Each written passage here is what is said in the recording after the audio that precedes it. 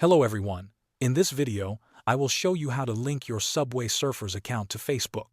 First, open the Subway Surfers app on your phone. From the main screen, look at the top right corner. You will see a small gear icon. Tap on it to open the settings menu. In the settings menu, you will see the option that says Facebook. It will usually show a blue Facebook logo next to it. Tap on the Connect button and a new window will appear asking you to log in to your Facebook account. If you already have the Facebook app installed and logged in on your phone, it may connect automatically. If not, you will need to type in your Facebook email or phone number and your password. Enter your details and tap Log In. Once you are logged in, Facebook will ask if you want to give Subway Surfers permission to connect to your account. Confirm by tapping Continue. The game will now link your Subway Surfers progress with your Facebook account. This means your progress will be saved online, and you can continue playing on another device if needed.